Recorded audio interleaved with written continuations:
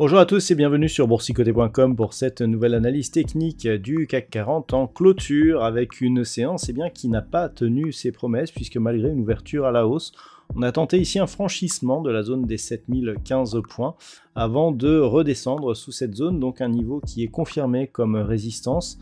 Hier, on testait la zone des 6950 points, alors on reste légèrement au-dessus, mais avec un gain qui est, je dirais, plus symbolique qu'autre chose, puisqu'avec une clôture à 6998,25, eh bien, le CAC 40 gagne seulement 0,02% par rapport à la séance précédente.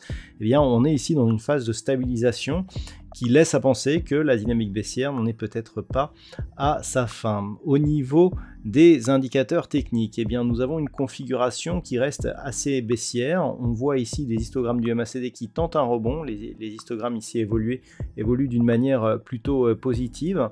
Au niveau du RSI, c'est neutre, alors qu'au niveau des volumes, eh bien, on est en déficit de volume, des volumes en baisse par rapport à ce qu'ils étaient déjà hier.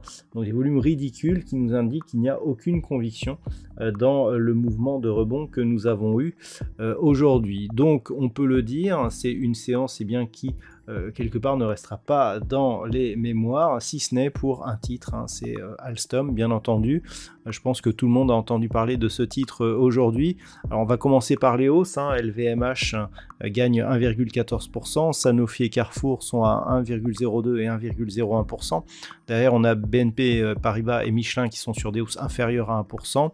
Et puis donc au niveau des plus fortes baisses, alors je vous en parlais à l'instant, Alstom qui suite donc à la diffusion d'une communication sur l'évolution de son free cash flow, perd 37,58%. On est passé sous les 13 €, cours qui n'avait pas été coté depuis plus d'une vingtaine d'années, il me semble, peut-être pas de 20 ans, mais au moins une quinzaine d'années.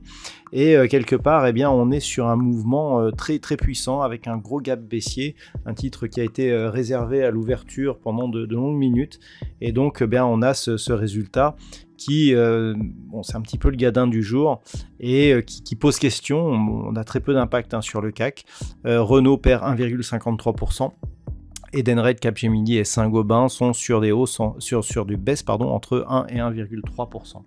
Donc, hormis Alstom, pas de catastrophe. On a toujours cette zone des 6950 points.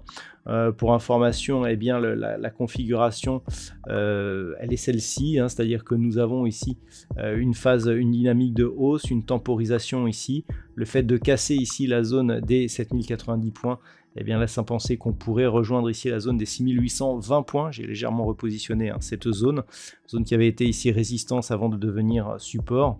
C'est ce qui arriverait si la zone ici des 6950 points était cassée à la baisse. Pour l'instant donc, toujours cette dynamique baissière. On le voit ici avec ce rebond sous la moyenne mobile 20 exponentielle qui a provoqué qui a confirmé la cassure des 7090 points. Cette zone ici était une zone mineure. On a rebondi mais en restant sous la zone des 7015 points. Donc globalement, tous les éléments sont réunis pour converger vers une baisse. On a des petits signaux d'affaiblissement sur des unités de temps inférieures. Mais globalement ici sur cette vue, on est toujours sur un mouvement baissier. Voilà donc ce que l'on peut dire sur l'analyse technique du CAC 40 pour ce jour. D'un point de vue purement statistique, la configuration actuelle ne donnant pas énormément d'occurrences, un petit peu comme ce que nous avions hier, on peut dire toutefois que l'émergence d'un rebond technique pourrait être possible, mais qui n'a pas une très grosse conviction. Malgré tout, vu le nombre d'occurrences, il sera imprudent d'accorder trop d'importance à cette statistique, donc on s'en remettra aux statistiques précédentes qui étaient beaucoup plus cohérentes. Voilà donc ce que l'on peut dire pour ce soir. Je vous souhaite de passer une bonne soirée. On se retrouve dès demain pour d'autres analyses techniques, toujours sur le site boursicoté.com.